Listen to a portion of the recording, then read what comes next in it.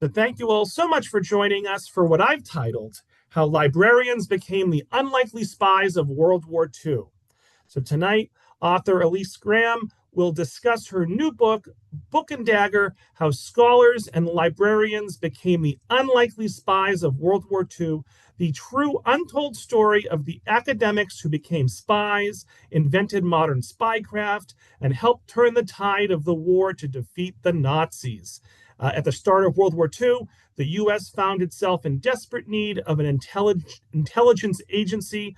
The Office of Strategic Services, OSS, which was the precursor to the CIA, was quickly formed, and in an effort to fill its ranks with experts, the OSS turned to academia for recruits. So suddenly, literature professors, librarians, and historians were training to perform undercover operations and investigative work, and these surprising spies would go on to profoundly shape both the course of the war and our cultural institutions with their efforts.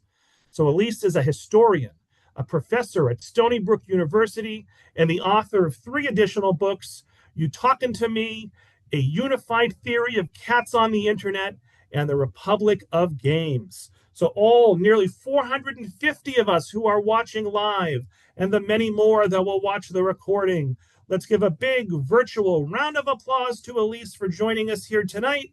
And Elyse, you can take it away. Thanks so much.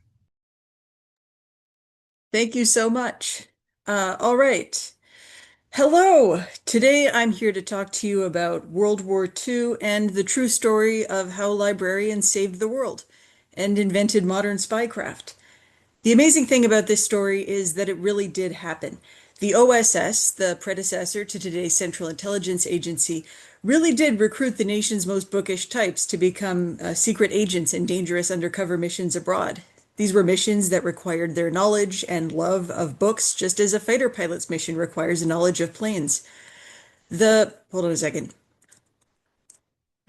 The book I wrote on the subject follows a small interconnected group of people, but the OSS recruited hundreds of them, mild-mannered professors and oddball archivists and restless librarians.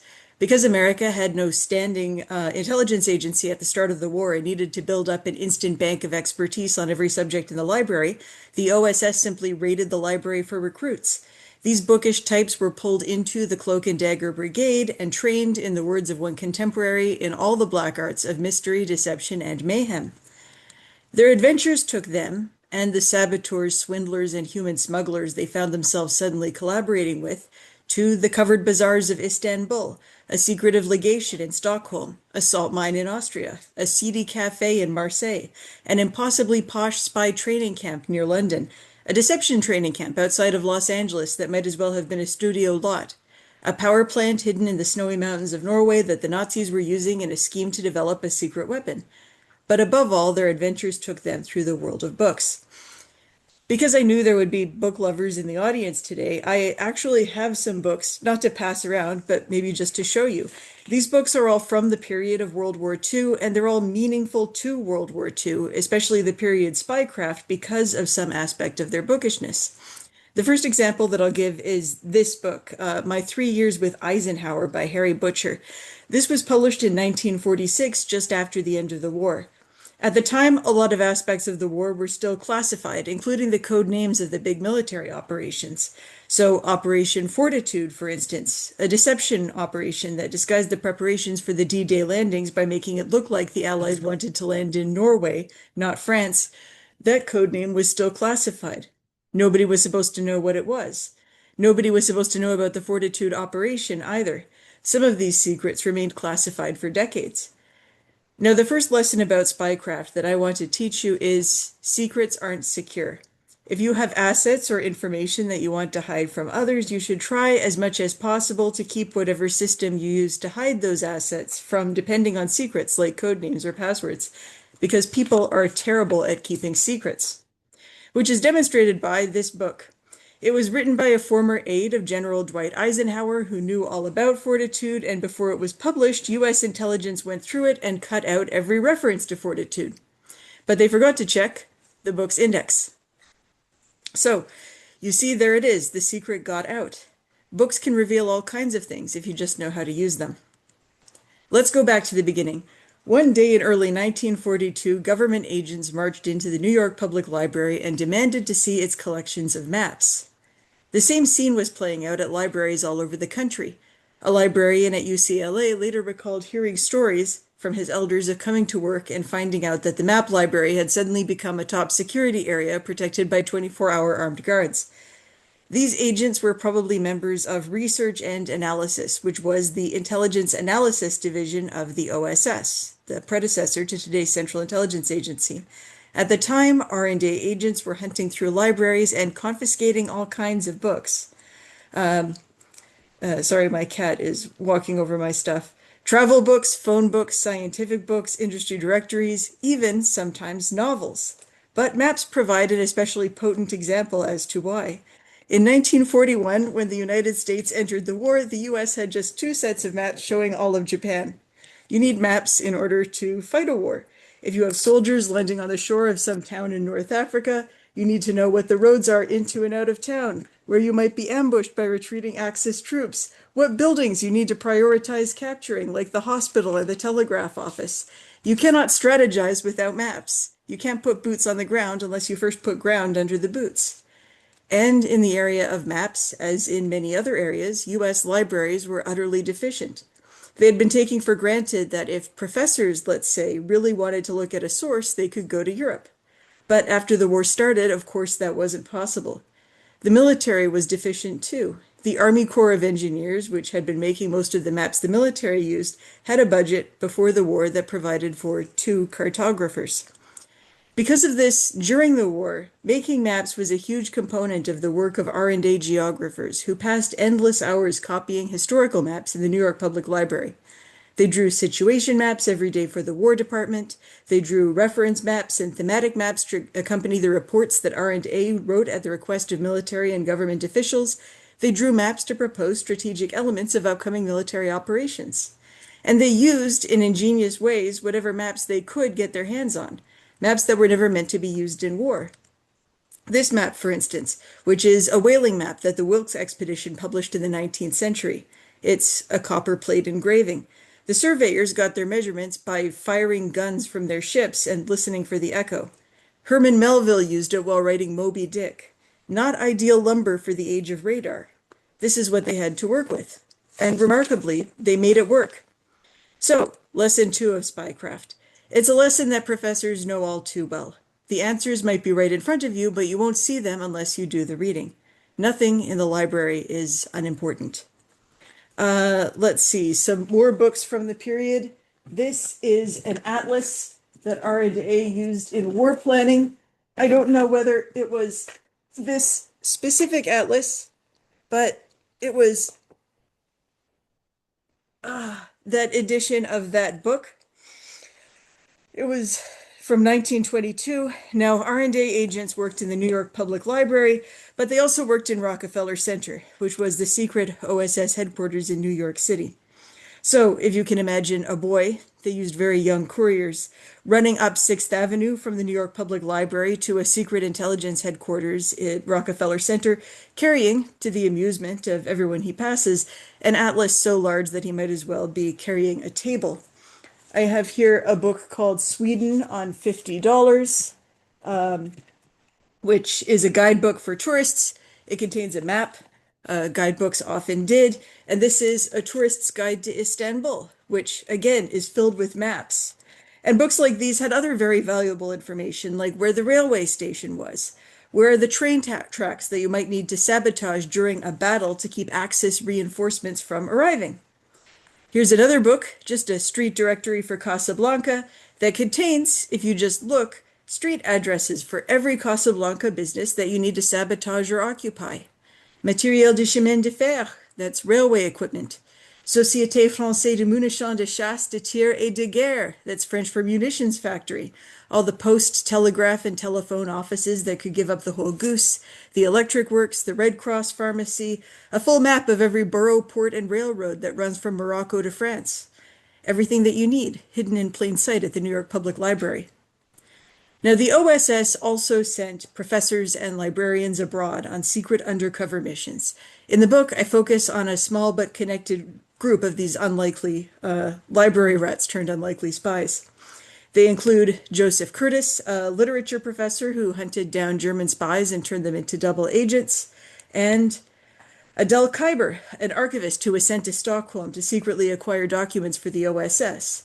Although he stayed in Washington, I also want to mention Sherman Kent, a smart-mouthed history professor who rose to become the head of intelligence analysis for all of Europe and Africa. We'll come back to him later.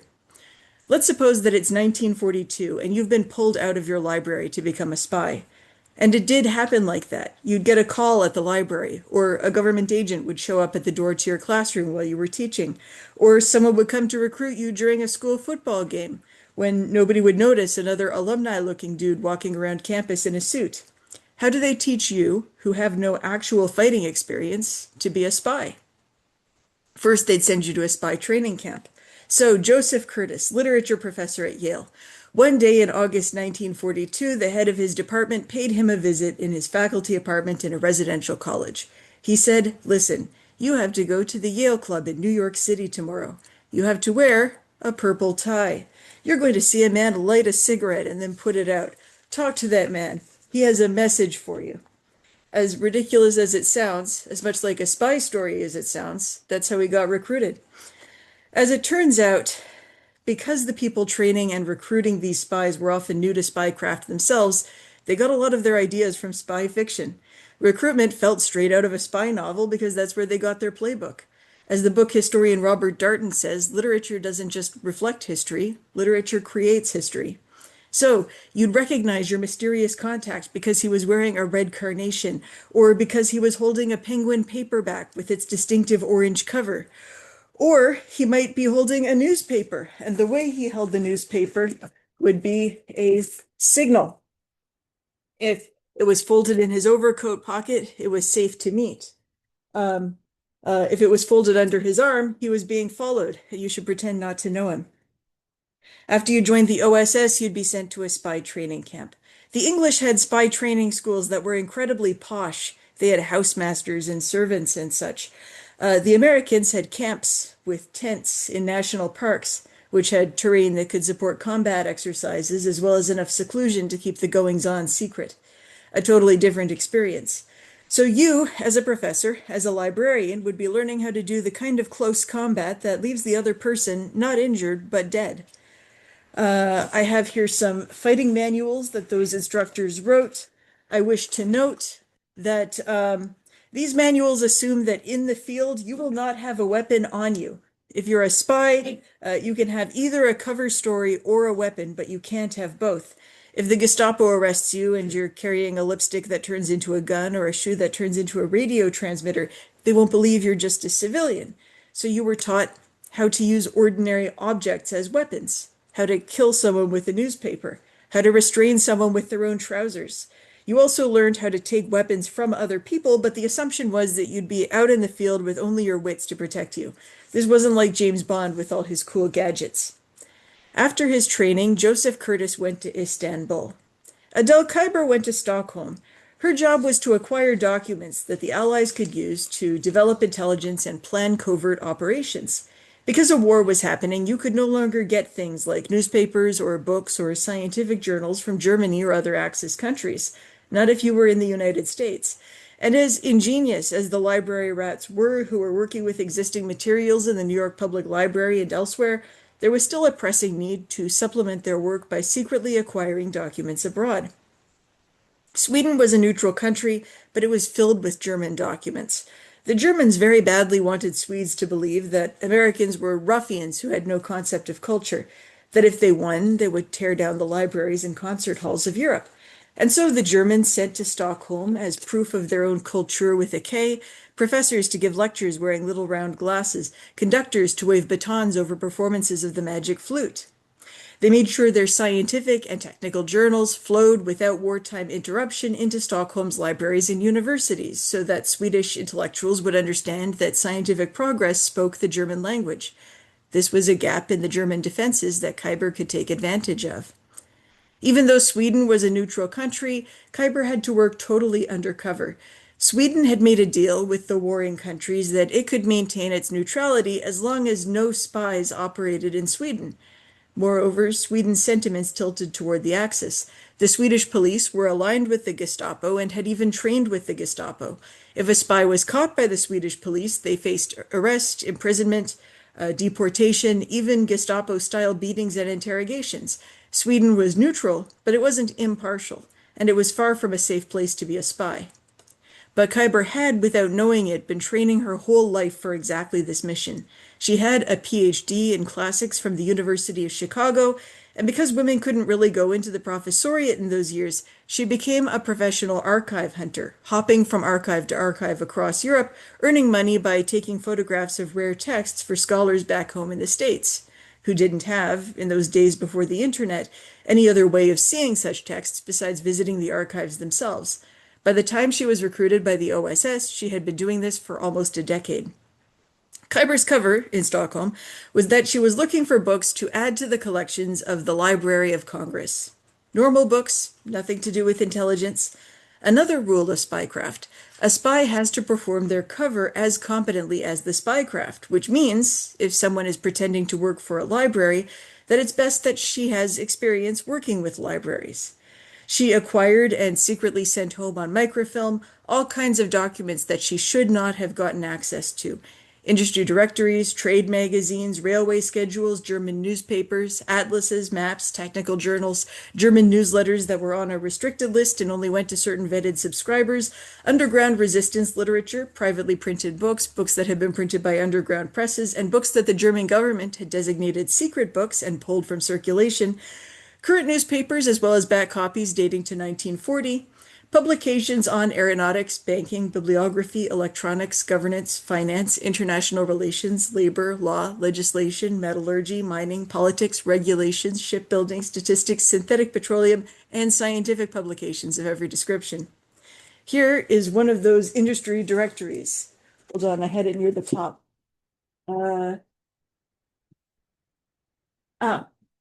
This is a Berlin industry directory from 1942. And when you say, what's the value of a Berlin industry directory, it was used to find the addresses of the factories that produced ball bearings. And when you say, what's the value of finding the factories that produced ball bearings were used to manufacture fighter planes and tanks and gun carriages and all the moving parts of Hitler's war machine. If you bomb a factory that makes fighter planes, you've only disabled a factory that makes fighter planes. But if you bomb a factory or sabotage a factory that makes ball bearings, then you have disabled all of the factories that produce fighter planes and so on and so forth. Sorry, these are some World War II era ball bearings that I got off of eBay. I'm not kidding when I say that a whole subplot of World War II consisted of trying to get control of ball bearings. Khyber was a rare and extraordinary talent. She was the most productive document acquisitions agent of the war. And when you ask, how did she get so good at this? I'd like you to consider that libraries are not only places to reveal information, not only places to store information, they are places to hide information. For example, in the 18th century, a historian named Edmund Malone was writing a biography of Shakespeare, and he included all of these notions of playwriting that made sense in his time, but it turns out not in Shakespeare's time. And then just before the biography comes out, he finds in the library the physical original diary of an Elizabethan playwright named Philip Henslowe, and he found out that a lot of the things he thought about playwriting in Shakespeare's time were not true. He did not rewrite his biography, and he didn't hold it back from being published. He just didn't return the diary to the library. It was returned after his death. I can give other examples. There's a university in Cambridge, Massachusetts, where the faculty of the English department allegedly take turns going to the library and reshelving a novel that contains juicy gossip about the English department so that nobody can find it. Or again, in the National Archives, the catalog for OSS records was made with the help of OSS veterans. This was a good service to history, but they often cataloged the names of men and not the names of women, which means that women's papers are in the archive, but their names aren't findable in the catalog. Or again, for decades, women who have gone to do research at the Vatican archives, where you speak to church officials who decide your access to the books, have advised each other that you get better treatment if, when you go to ask, you first take off your wedding ring. In short, The work of getting archives to reveal their secrets requires a far more complicated set of moves than simply going to the shelf or looking at the catalog. It can require the work of a real bibliographic detective. Adele Kuyper understood this. She went to the Vatican archives herself in her pre-war life as a freelance archive hunter. In 1940, when she asked to see an especially rare manuscript in the Vatican archives, an attendant was horrified, in the words of a contemporary account. He explained that only a certain cardinal could grant such permission. Miss Kuyper immediately asked to see the cardinal. This horrified the attendant even more. Unfazed, Kuyper, the daughter of movie set designers, sent a tempting card of introduction up to His Eminence. Miss Adele Kuyper, Hollywood, California. A minute later, the attendant came down looking abashed. The cardinal had sent for her, saying, "So, you are from Hollywood. Come, let's talk."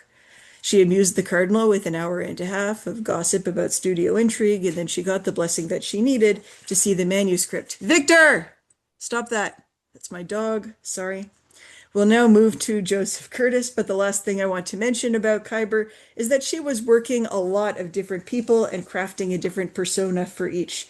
She went around to the library for Sweden's Royal Institute of Technology, the Karolinska Institute Bibliotek, the oldest medical library in Stockholm, which held all manner of medical journals as well as a marvelous archive of rare books, the library for the Royal Veterinary College of Sweden, which had all the medical books that the Karolinska Institute didn't, a civil statistics office, and all kinds of local libraries, because you never know when a book will wash up on the hidden shore of some local library that nobody bothered to check. She made friends with librarians, which is evident from the huge numbers of books that she started to send back in microfilm to the OSS with the annotation, confidentially borrowed. She made friends with rare book dealers and convinced the ones who were on the side of the Germans that she was on the side of the Germans too. She made contacts in the Norwegian underground. She was rumored to have slipped into occupied France on a fishing boat. A real example of how little daylight there can be between a good library rat and a good spy. Okay, Joseph Curtis. He taught literature at Yale. He was very much a hothouse flower. He was born and died in the same house, which people only do if they're very poor or very wealthy. He was very wealthy. He went to Yale for undergrad, then for grad school, then became a professor there. Had a very genteel, very cozy, very safe little life of letters. And then he was pulled out of that life, trained as a spy, and thrown into wartime Istanbul. Turkey, like Sweden, was neutral territory, although each country sustained neutrality in the war by following opposite policies on espionage. The Swedish government asked the warring countries how Sweden could stay out of the war, and the reply was that Sweden could remain neutral if it let nobody's spies operate in its territory. The Turkish government asked the warring countries how Turkey could stay out of the war, and the reply was that Turkey could remain neutral if it let everybody's spies operate in its territory. Turkey agreed. And so, although spies were running around in both countries, the spies in Stockholm had to work totally underground, whereas Istanbul was a world where everyone was presumed to be a spy. 17 different spy agencies worked in Istanbul. Their agents often sat at adjoining restaurant tables, trying to eavesdrop on each other's conversation while the waiter eavesdropped on them both. In a world like that, your cover is more important, not less. Curtis's cover was that he was a Yale professor who had been sent to Istanbul to collect books for Yale's library. He was sent around to the city's bookshops. He taught a few classes at a local university. This is a picture of Istanbul's old book bazaar, which is just off the Grand Bazaar. It is a very beautiful place. His actual job was to hunt down German spies and turn them into double agents. The story of how he fell into this job had a lot of twists and turns. He was supposed to have a job like Kuyper's, document hunting, but the Istanbul outpost of the OSS imploded just before he got there because the outpost's director thought he was James Bond and was sleeping with his sources, and his sources were enemy agents. The guy's cover was broken so thoroughly that every time he went into one of the city's nightclubs, the band would start playing a song called Boo Boo Baby, I'm a Spy. It was an unmitigated disaster, and the guy didn't even see why it was an unmitigated disaster. Curtis was supposed to set up his cover and wait for somebody in the Istanbul outpost to contact him, but nobody did. After a while, he got tired of waiting and found the outpost director by himself. By that point, the OSS brass had discovered how badly the outpost was leaking and was hauling most of the agents involved home to the States by the scruffs of their necks. The director, Lanning McFarland, was holding on to his own position by his fingernails. Anyway, McFarland, perhaps recognizing that he was dealing with a motivated detective, or perhaps deciding to cover his embarrassment at being found by dumping on the finder a huge task that was sure to embarrass him, or perhaps just understaffed and desperate, responded to Curtis's sudden appearance by giving him surprising new orders. Curtis was told to build a local chapter of the X2 counter-espionage section of the OSS to replace the group of agents who were just fired. How? Just do it. You'll figure it out. X2 stands for double cross. It's a very important branch of spycraft. You want, as far as possible, not to destroy the enemy's spy networks, but to keep them in place and turn them so that they work for you. And Curtis, totally unexpectedly, turned out to be very good at this. There's a lot of intrigue and backstabbing in academia, but this was something else altogether. His greatest moment came during the lead up to the Normandy invasion. At that time, the Allies were engaged in what you could call a ghost war. They were using every trick possible to confuse the Allies as to where and when the invasion would be. Hollywood got involved, building whole decoy battalions and sending actors out to pretend to be soldiers and generals. From London to Marseille to Istanbul to Stockholm, spies burned their covers, worked up dazzling distractions, told more extravagant lies than they'd ever dared, sent false information through double agents. The latter was Joseph Curtis's job. But Curtis's unit didn't just turn enemy agents into double agents. It also convinced many of them to become outright defectors. The defections were the real masterstroke of Istanbul's X2 agents. So many German Abwehr agents in Istanbul defected that Hitler, enraged, fired the head of the agency, and then dissolved the Abwehr altogether, moving its agents into a police intelligence organization that had a totally different way of doing things. It was a drastic move at the worst possible time for the Germans. Right when the Allies were preparing for what everyone agreed might well be the decisive battle of the war, Hitler started making major changes to his intelligence system, destabilizing the Nazis' flow of intelligence. After the war, history would sing the praises of the double-cross system for its successes in maneuvering the Germans to play the game as the Allies wanted. But the double-cross unit in Istanbul managed to achieve something truly remarkable. It convinced Hitler to remove some of his own pieces from the board. I want to say a few words quickly about Sherman Kent, who was a history professor and a friend of Joseph Curtis at Yale, who rose to become the head of intelligence analysis for all of Europe and Africa. Handsome devil, as you can see from these pictures. Intelligence analysis represented something new in the world of spycraft. The research and development branch of the OSS, which employed researchers in the applied sciences, chemistry, engineering, fields that prepared one to build weapons and spy gear, was a long-established type of institution in other countries. But Kent's branch, research and analysis, which pulled researchers from university departments in the humanities and social sciences, had no equivalent in other spy agencies. These were the people who were working in the New York Public Library, in the basement of the Library of Congress, in temporary plywood buildings all over Washington.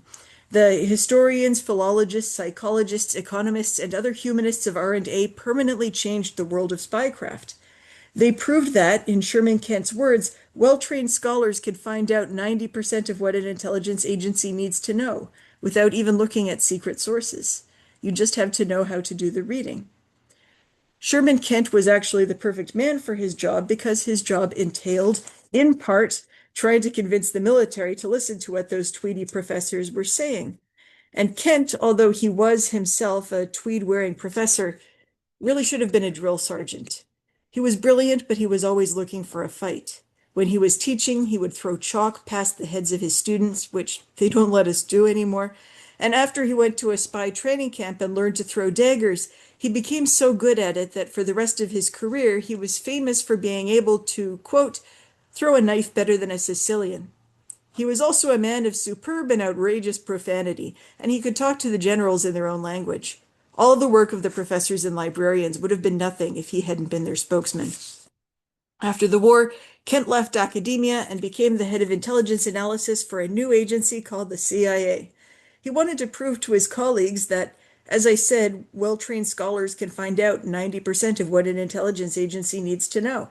So he asked a group of Yale historians to spend the summer in Yale's library reading through publicly available documents and finding out closely guarded military secrets.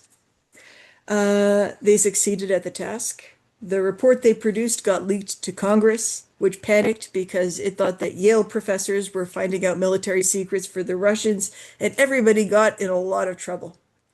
An official from the CIA presented himself at the Yale Library and attempted to confiscate the library's entire contents.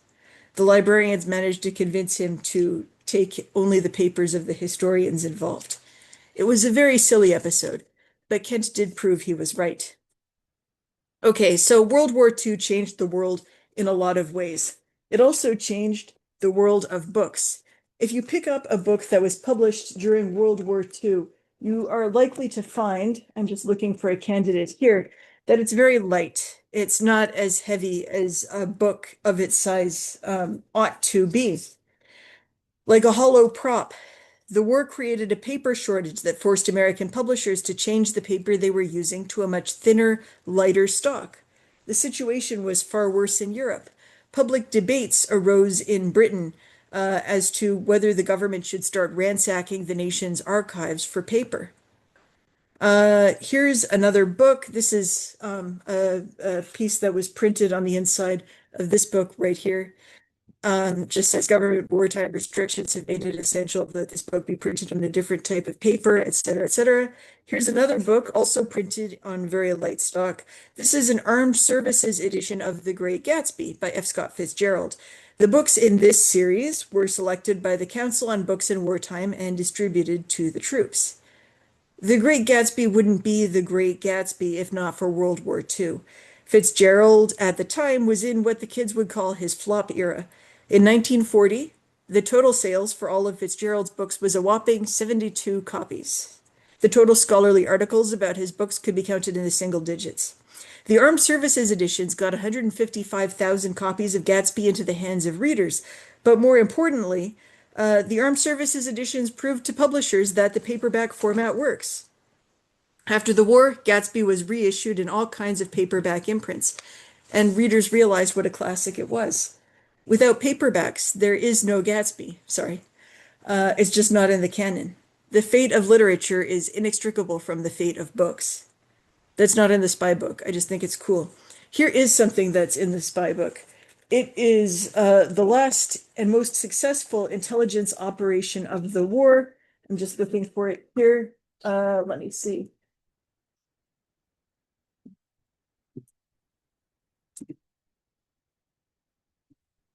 Cannot. Here we are. Sorry. In early 1945, when a small and very secretive group of people knew that the atomic bomb would be ready to drop before the year was out, Vannevar Bush, the head of an agency in charge of coordinating war research at U.S. universities, summoned a Princeton professor named Henry Wolfe Smythe to a meeting in Washington.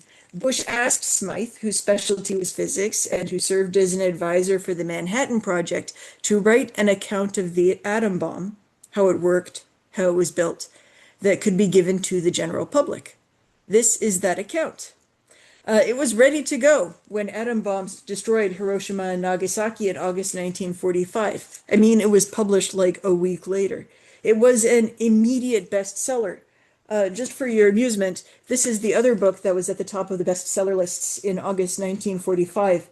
And I think you can guess just from looking at the cover what it was that made this book so appealing to the general public. Anyway, the reason that the government asked Smythe to write his book was this. They knew that once the atom bomb was known to the world, the public would clamor for the story behind the weapon, and someone, a reporter or a scientist who hadn't signed secrecy documents, would provide it, unless the government told the story first. Smythe's book controlled the narrative. It was written to shape people's ideas of the atom bomb in such a way that other countries would find it harder to build one. Now, specifically what the book did was it told a story about physicists, and almost solely about physicists.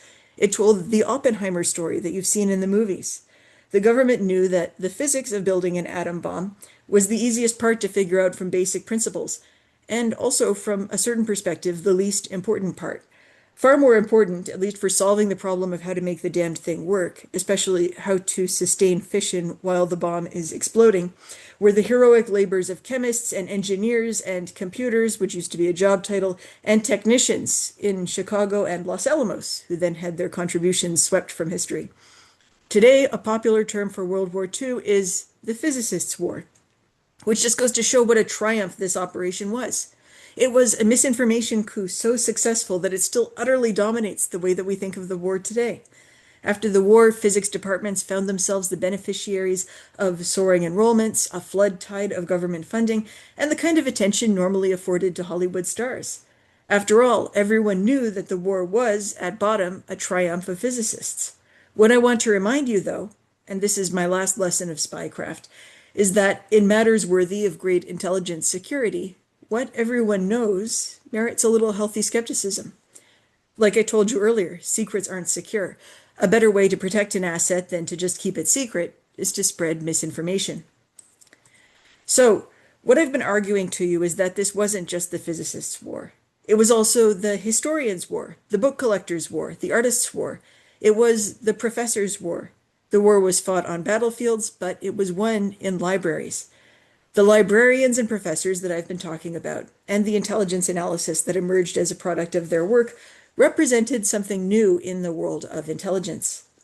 The United States invented intelligence analysis during World War II because it didn't have a standing intelligence agency and had to turn its disadvantage into an advantage by inventing something new. So it invented the concept of these men and women, book boffins, who were grabbed right out of libraries and universities, sitting in the basement of the Library of Congress and working on problems that at first glance might seem laughably trivial. What's the best number of pellets to put in an anti-aircraft shell? What parts of a plane are worth reinforcing with extra armor? What percentage of rubber in German tank tires is synthetic? But here's the thing. The answers to those questions changed the course of the war. Those men and women showed that working on supposedly small problems can yield big results. The thing about world-changing discoveries is they don't always come in world-shaking forms. So you learn about how they did their sideways thinking and how they pulled their intelligence out of incredibly unlikely sources in the library. Intelligence analysis became the foundation of modern spycraft. So spectacular were their contributions that they changed the future of intelligence. And the United States recognized this. Before the war, U.S. libraries were in their flop era, underfunded, very thin collections in comparison to what was available in Europe. Because the assumption had always been that if you needed something, you could just go to Europe, which of course turned out not to be the case in wartime. After the war, both university libraries and public libraries were invested in heavily by the U.S. government, which was determined to never be caught so badly lacking again.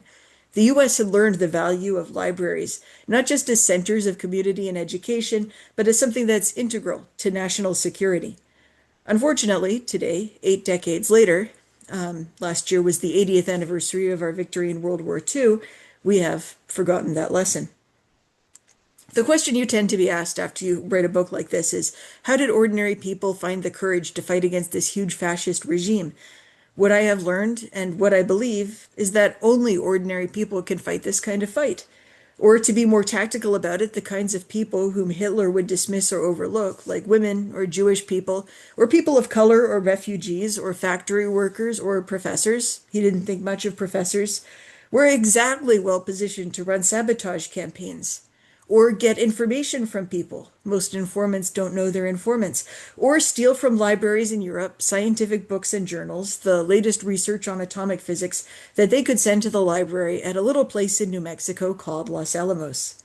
These ordinary people, precisely by being ordinary people with a lot of courage, helped to give the Allies their greatest victories.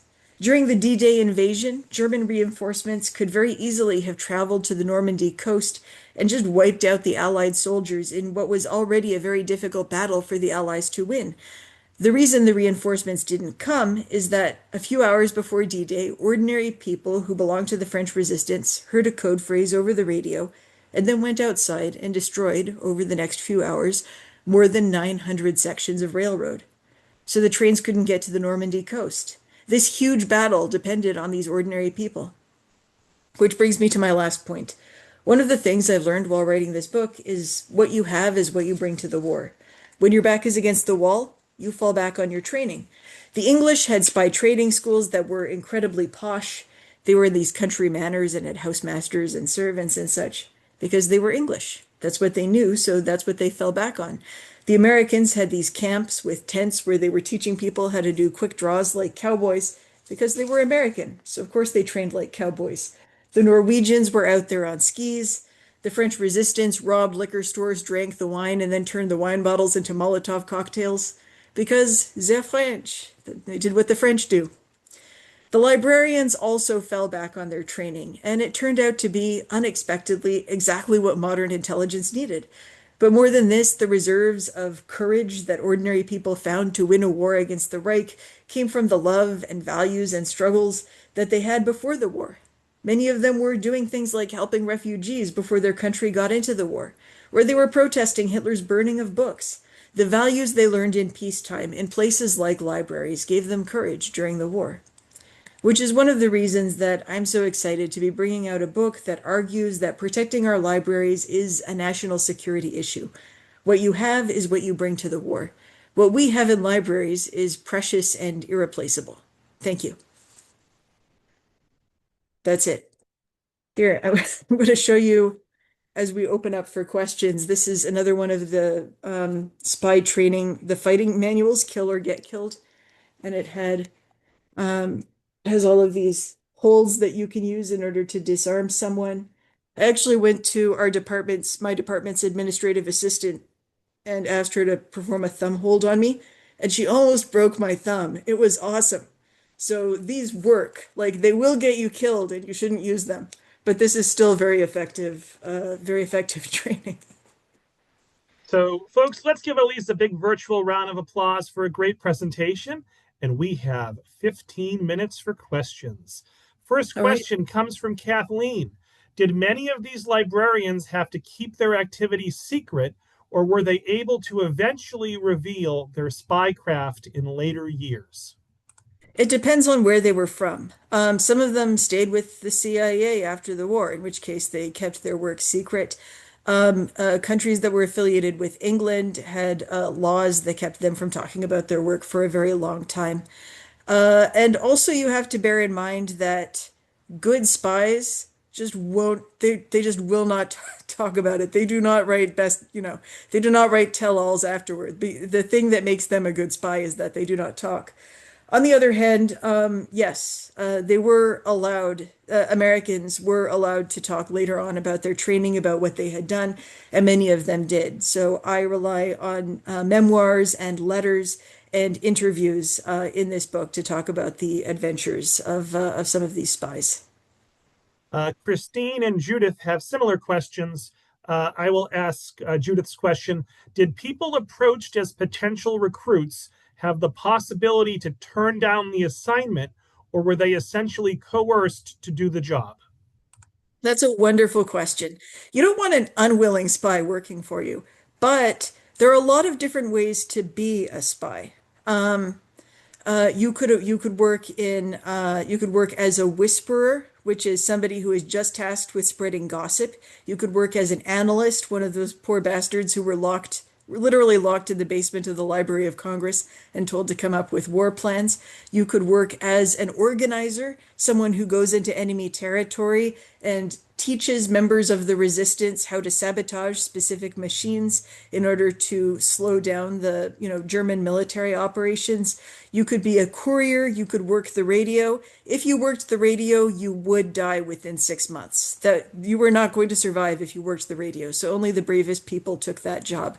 You basically, to be a spy, most people weren't sort of an Ethan Hunt, James Bond, Jason Bourne type. You would work with a little squad of people, each of whom did a specific job, but you were trained just to do your specific job, which is a roundabout way of saying that when you went through the spy training camp, you were observed and you were given a report card that said your proficiency to do different kinds of spycraft. And then you were assigned to do something that would work for you. You learned how to do everything, but at the end they would say you would be better as an analyst, or, you really like chisme. You are definitely going to be an amazing whisperer, or something like that. A lot of people jumped at the call. I haven't read or heard about a lot of people who didn't accept it. And I will say, I know a lot of professors who to this day would make great analysts, and I know a lot of librarians who would make amazing spies. Rumor has it that to this day, the CIA does recruiting at the annual American Library Association conference. And I can't say whether that's true, but I did go to the American Library Association conference, and some people came up and were like, "We're from the CIA." So, so Oh it's boy, possible. it might be. Lots of questions about Adele. Let me see if I can combine a few. Esta asks, how did the government know about Adele and her special set of skills? And Judith asks, do you know how many languages Adele spoke and read? That's a great question. I don't. She had a lot of languages. She did classics, which meant that she had Latin, and I imagine that she had the Latin-derived languages. I believe that she spoke French. I think she had a good grasp on the European languages, but I didn't track down the exact set of languages that she spoke. So Adele, first of all, she was the most productive documents acquisition agent of the war, and it's not close. She was the Usain Bolt of acquiring documents. It was incredible. She was known about because, like I said, she had been practicing this for years, for about 10 years before the war started. And she wound up working for an organization that I think back then and still today is called University Microfilm. And they work with like ProQuest. They make dissertations available as scans, but basically it was a professional service that libraries could use in order to get pictures of documents that they didn't want to travel to Europe themselves to take a look at. Adele Kuyper was hired by a guy called Power, who met her in the Vatican archives while she was doing her stuff. He immediately recognized that she was an extraordinary talent. And Power was recruited into the OSS at the start of the war. They said, "Listen, we need to send a man to Stockholm to do this document acquisitions." And he was like, "Look, I know you want to send a man, but let me tell you about a woman, you know?" And along those lines, Anne was wondering how Adele was able to do what she did. If she was photoing every single page of these directories and technical manuals, must have taken hours. And how was she able to carry it out in secret in a library? That's a great question. She got to know all kinds of libraries. She got to know all kinds of rare books people. These are some actual catalogs from the period of one of the rare book dealers that she got to know. And she presented herself as sometimes a person who reads the news, which is a thing that you could do. Read the news and then send abstracts back home to the States. More often, she presented herself as someone who worked for the Library of Congress, and she would check out books or buy books, say, "I'm going to take a look at this. Maybe this is suitable for the collections of the Library of Congress." She would take it back to the American legation, take lots of pictures of it with a little tiny camera. She had like a group of people who helped her to do this. And then sometimes she would keep the book and sometimes she would send it back and say, "Sorry, I took a look at it. It's just not what we need." So it was kind of the equivalent of buying some clothes from the store, wearing them, tucking in the labels, and then sending them back to the store. Not that she presented herself. If there were booksellers who were sympathetic with the Germans, she presented herself as sympathetic with the Germans. If there was somebody who was very proud of being a professor, she presented herself as, "Oh, I have a PhD from the University of Chicago. I am also a professor" type. Whatever the other person was, she would be a mirror reflection of that type of person. And they trusted her. And because of that, she got hold of all kinds of documents that she frankly should not have gotten access to. The OSS would request documents from her. They would say, "You need to track this down," and she would have to go and find it like a detective, you know. And they actually got a little bit greedy. They started asking her for ridiculous things that she should not have gotten, and remarkably, she got them. As you can tell, I'm a huge fan of her work. There was nobody out there doing it like her. I'm going to combine a couple of questions. Judith asks, could you say anything about the financial incentives and rewards that spies were given? Did people accept the positions due to the money? And then an anonymous attendee asks, could librarians volunteer to be spies, or were they only recruited? That's a great question. So financial incentives, I think that people mostly went into this type of work for patriotic reasons. There was an existential war that was being fought, over the fate of the world. And people who go into library work in general are not strongly financially motivated. This is not a body of people who have chosen their profession because they want to make oodles of money to begin with. Now, Hollywood was involved, and I mention this because a lot of the money that they had to spend was laundered by Paramount and other movie studios. It's not just that you need to spend money, it's that you need to spend the currency of the country that you're in, right? You can't be throwing dollars around when you are behind enemy lines in France or Germany. They're going to know that you're not French. So Paramount and other movie studios were acquiring local currency from those areas. Istanbul was another big place for money laundering, and also forged banknotes were being made very carefully so that it wouldn't like hugely disrupt the global economy. And for instance, office buildings in England, intelligence office buildings.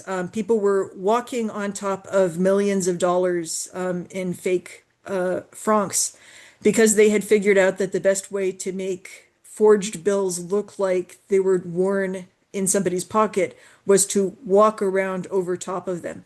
So if you can imagine like secretaries sort of doing their normal office work, but they're walking on top of millions of dollars. It was Anyway, long and short of it is, I don't think anybody went into spycraft for financial incentives. You had a pretty, it's not a lot of money, and it's not just that you might die; it's that you might die in a really horrific manner. There were spies there were Allied spies who were caught, who were injected with a paralytic agent and then thrown live into furnaces in concentration camps. We were not fighting against people who it was good to get caught by. Um, and I'm not sure how much money you could offer somebody in order to take that kind of risk. There really were largely patriotic motivations and probably the incentives of romance as well. A lot of these guys had seen spy movies or read spy stories. Adele Kuyper was a huge reader of spy stories before all of this began. And I know a lot of librarians would jump at the chance to become a spy themselves. The other question was, I'm sorry, I've forgotten it. Um, As did I. So it was, can they volunteer to be spies, or were they only recruited?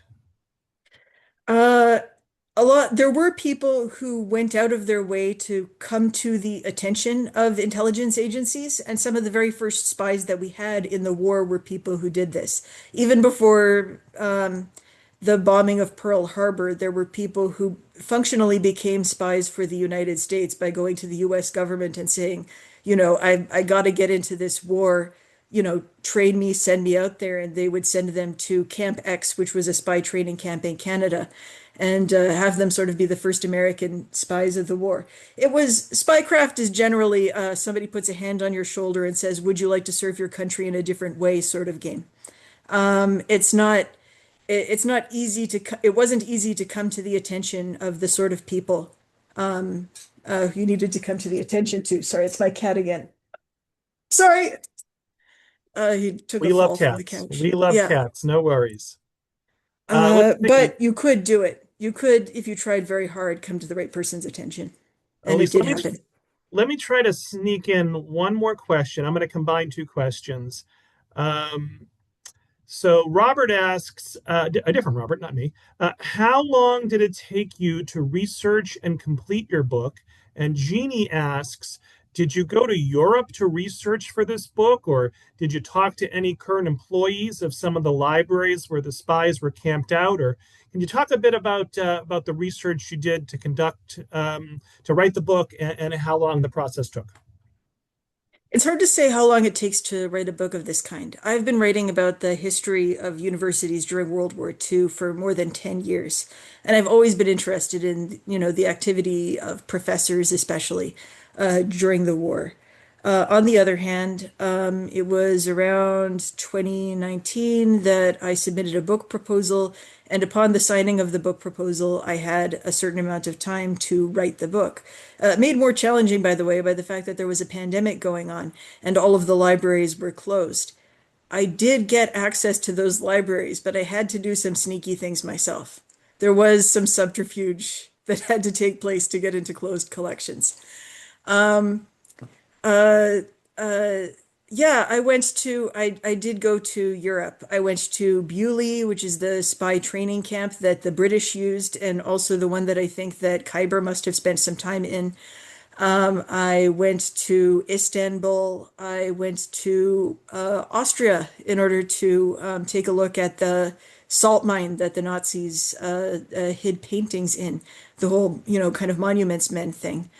I really wanted to get a close understanding of what environments these guys were operating in, and to provide as close to a novelistic picture as I could, not just in the sense that novels are about how people think. And I wanted as clearly as possible to explain how World War II spies thought. But also in the sense that novels provide, details, ambiance, information, the kind of thing that you don't exclusively get in books. Yeah, I traveled all over the place while researching this book, and it was a lot of fun. I'm glad that I did. Final question goes to Patricia. What is next for Elyse? Do you have anything in the works, Elyse? And I also want to know if folks are interested in following you and learning more about you. Where online can they do that? Do you have a website? Are you on social media, or are you too busy writing and teaching? I'm on Blue Sky, and I have a website, but it's, something that I put together using Squarespace, Uh, so it's my passion is graphic design kind of thing. Um, uh, uh, let's see. Yes, this next book is about the Civil War, and it's about a group of women who became criminals in order to further the interests of the Union during the Civil War. I'm enjoying writing it very much. We'll see how it goes. Yeah, that's about all that I've got for now. Sure, sure, sure. So, folks, let's give Elyse one big last virtual round of applause for a great presentation and Q&A. We got to about a dozen questions. Lots more left on the cutting room floor. I do apologize. So, folks, look for an email from me within the next 60 minutes with a link to this recording and information about lots and lots of more virtual programs coming up that might be of interest. And please, please, please take the feedback survey. It's anonymous. When you exit the Zoom, that would be greatly appreciated. Elyse, any last words for the audience?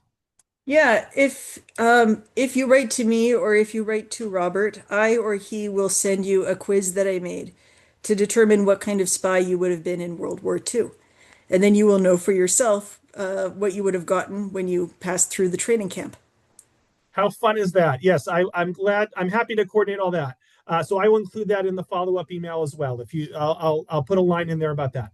That's really fun. So thank you all so much, and I hope everyone enjoys the rest of their night. Thanks again. Thanks again, Elyse. Thank you. Bye bye.